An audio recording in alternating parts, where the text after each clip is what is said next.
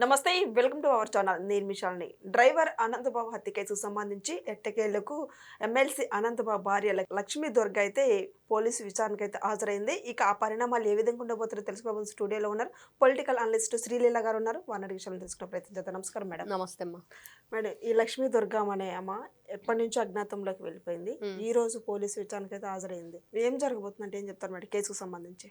నేను కూడా గత కొద్ది రోజుల క్రితం ఎమ్మెల్సీ అనంతబాబు అక్కడ ఏదైతే మనకి శాసనమండలి సమావేశాల్లో నుండి కనీసం గన్మెన్కి చెప్పకుండా పారిపోయాడు.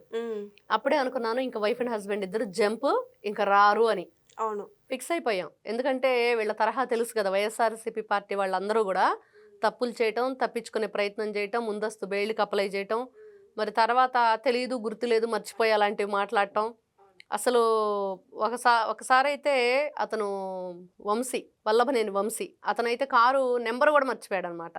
పోలీసులు అడిగితే అట్లా ఉంటుంది వీళ్ళ తరహా. అంటే ఒక మహిళ సతీ సమేతంగా జగన్మోహన్ రెడ్డి గుడికి వెళ్ళడు, సతీ సమేతంగా పూజల్లో పాల్గొనడు. కానీ జగన్మోహన్ రెడ్డికి అత్యంత ఆప్తుడైన వాళ్ళ ఎమ్మెల్సీ అనంతబాబు మాత్రం సతీ సమేతంగా మర్డర్ అయితే చేస్తాడు. సతీ సమేతంగా ఒక వ్యక్తిని పరలోకానికి పంపించారు వీళ్ళు. అది అనంతబాబు బర్త్డే రోజు ఆయనకి చంపి రిటర్న్ గిఫ్ట్ అనమాట, గిఫ్ట్ ఇచ్చినట్లు ఇచ్చింది వాళ్ళ భార్య. అంటే అన్ని విషయాల్లో కూడా నేను నీతో మరి కలిసిమెలిసి చేస్తానన్నట్లుగా మామూలుగా అర్ధేచ కామేచ అని చెప్పేసి మన ప్రమాణం చేపిస్తారు పెళ్ళప్పుడు.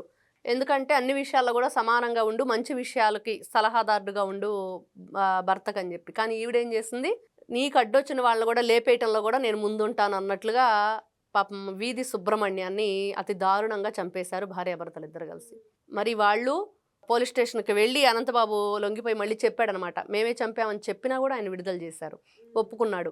వాళ్ళ భార్య కొన్ని తప్పించుకునే ప్రయత్నాలు చేసినప్పటికీ ఈ రోజున ఎట్టకేలకు హాజరైంది. కానీ గతంలో ఆవిడ ఏం చెప్పింది, హాస్పిటల్లో మరి మా చుట్టాలు ఎవరో బంధువులు ఉన్నారు, వాళ్ళకి నేను చూడటానికి వెళ్ళాను, నేను ఆ రోజు ఇంట్లో లేననేది ఒక మాట అయితే, అక్కడ సీసీటీవీ ఫుటేజెస్లో ఈవిడ అక్కడ వాచ్మెన్ కూతుర్ని వెళ్ళి ఒక పెద్ద కర్ర కావాలని అడగటం, వీళ్ళిద్దరూ కలిసి వెళ్ళటం, మళ్ళీ వచ్చి ఆ రక్త బట్టలు మార్చుకోవటం, మళ్ళీ వాళ్ళ తల్లిదండ్రులకు ఫోన్ చేసి, సుబ్రహ్మణ్యం తల్లిదండ్రులకు ఫోన్ చేసి మీ అబ్బాయికి పలానా ఏరియాలో యాక్సిడెంట్ అయిందని చెప్పటం.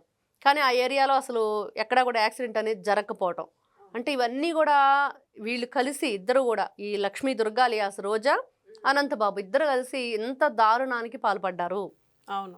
మరి అలాంటి వ్యక్తుల్ని జగన్మోహన్ రెడ్డి గారు వెంట పెట్టుకొని తిప్పుతూ ఉంటారు. మరి ఇప్పుడు ఈ విచారణలో నిజాలు చెప్పే అవకాశం ఉందంటారా? ఖచ్చితంగా చెప్పదు. వీళ్ళ గురించి మనం చూస్తూ ఉన్నాం కదా, వీళ్ళు నిజంగా తప్పులు చేస్తారు, తప్పించుకోవడానికి. ఈ రోజున ఆవిడ ఏమడుగుతుంది, నాకు ఇప్పుడు నాన్ బెయిలబుల్ కేసు కదా కొట్టేయండి అంటుంది. ఎందుకు కొట్టేయాలి?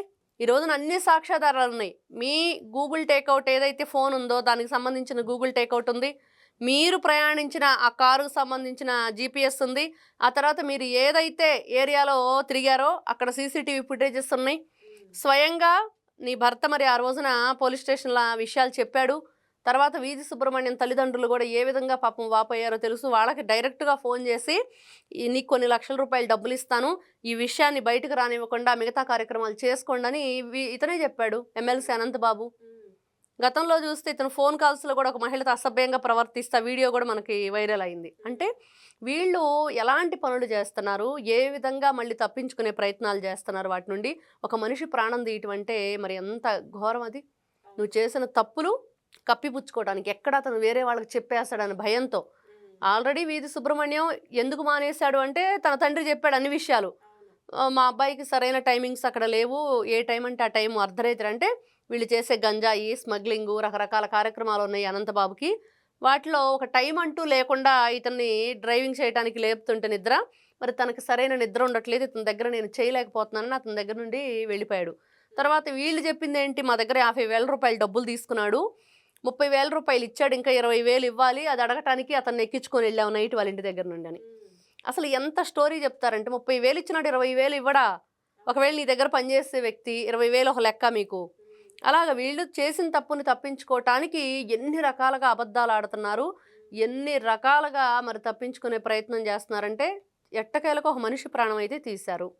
ఈ మేడం, రోజు మనం గతంలో చూసే వివేకానంద హత్య కేసుకు సంబంధించి ఇప్పటికీ కూడా సాక్ష్యాలను తారుమారు చేస్తూ ఆ అవును. కేసు కూడా నీరు గారిపోతున్న క్రమంలో సునీత గారు పోరాడుతున్నా కూడా అవును. అదొక కొలికైతే రాలేదు, నీరు నిజంగా గారిపోతుందని. మరి అవును. సేమ్ రిపీట్ దీంట్లో కూడా జరిగే అవకాశం ఉందంటారు ఇప్పుడు అవును. సాక్ష్యాలు ఇప్పుడు తను కూడా నిజాలు చెప్పుకోకపోతే?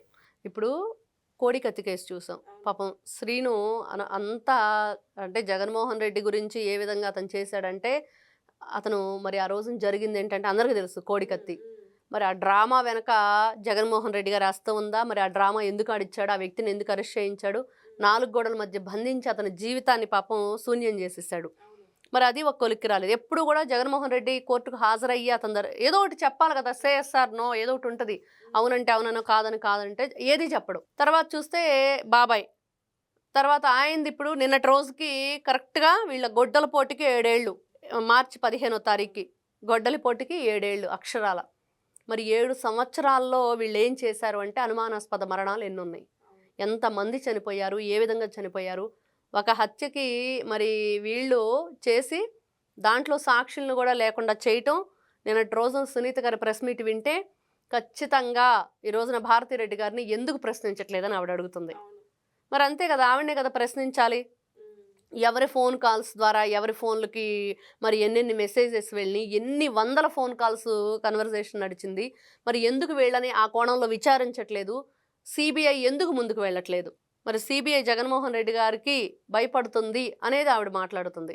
వాళ్ళు చెప్పినట్లే వీళ్ళు నడుచుకుంటున్నారు అనేది సునీత రెడ్డి గారు చెప్తున్నారు. నిజంగా ఎంత దారుణం అంటే ఆవిడ ఇప్పటికి కూడా ఇంకా పోరాడతాను తప్పించి వీళ్ళకి శిక్ష పడే వరకు మాత్రం నేను ఊరుకోనని. అంటే ఎంతసేపటికి ఇటు అనంతబాబు ఇటు చూస్తే ఈ రోజు కూడా మరి ఎప్పటి వరకు ఇది కొనసాగిద్ది? సేమ్ ఇదే మీరు అంటున్నట్లుగా ఈ కేసు కూడా ఎంత దూరం వెళ్ళిద్ది? ఎన్ని రోజులు దీన్ని ఇంకా ప్రొలాంగ్ చేస్తూనే ఉంటారు? ఎన్ని రోజులు ఈ విధంగా కొనసాగిస్తూనే ఉండి మరి అసలు సాక్ష్యాధారాలన్నీ తారుమారు చేసేసి రేపు క్లోజ్ అంటారు. కానీ ఈ రోజున ప్రభుత్వం ఇక్కడ ఇంకోటి ఏంటంటే చిన్న హోప్, ఈ వీధి సుబ్రహ్మణ్యం హత్య కేసులో ప్రభుత్వమే ముప్పాళ్ళ సుబ్బారావు గారిని లాయర్గా నియమించడం, ఆయన సహాయ సహకారాలు పూర్తిగా వీధి సుబ్రహ్మణ్యం ఫ్యామిలీకి ఉంటాయి. ఖచ్చితంగా వాళ్ళు కూడా న్యాయం కోసమే పోరాడుతున్నాం. ఒక దళితుడిని అన్యాయంగా చంపి కారులో వాళ్ళ కారుకు డ్రైవర్గా పనిచేసిన వ్యక్తి మరి అదే కారులో డోర్ డెలివరీ ఇచ్చారు అంటే ఒక సినిమాలో చూస్తాం. ఆ నైటే చంపేసి ఒక వ్యక్తి నిద్రపోతుంటే ఆ మంచంలో పక్కన పడుకోబెట్టి వెళ్ళిపోతారు శవాన్ని. ముత్యాలు ముగ్గో ఏదో అలాగనమాట. అంటే ఒక సినిమాలో చూసిన సన్నివేశాన్ని మనకు రియల్గా చూపించారు. అంటే అదేదో సినిమాటిక్ అనుకుంటాం, కాదు ఇది నిజమే. ఆ రేంజ్లో ఇతను ఎంత ఇదిగా చేశాడంటే చాలా ఘోరం అనమాట. ఒక ప్రాణం తీయటం అనేది అట్లాంటి వ్యక్తులను ఏం చేయాలి? నడి రోడ్డు మీద ఉరేసినా కూడా పాపం లేదు. మరి జగన్మోహన్ రెడ్డి గారు అంటారు కదా, ఏం చేసినా పాపం లేదు, కాల్ చేయాలి, నడి రోడ్డు మీద ఉరి తీయాలి. ఇప్పుడు ఎవరిని తీయాలి? ఉరి ఎవరిని కాల్ చేయాలి? మరి నిన్ను నీ భార్యను కూడా ఈ రోజున విచారించాలి నీ బాబాయ్ కేసులో. ఎందుకంటే సునీత రెడ్డి గారు అదే కోరుకుంటున్నారు, భారతిరెడ్డి గారిని విచారించాలి అని.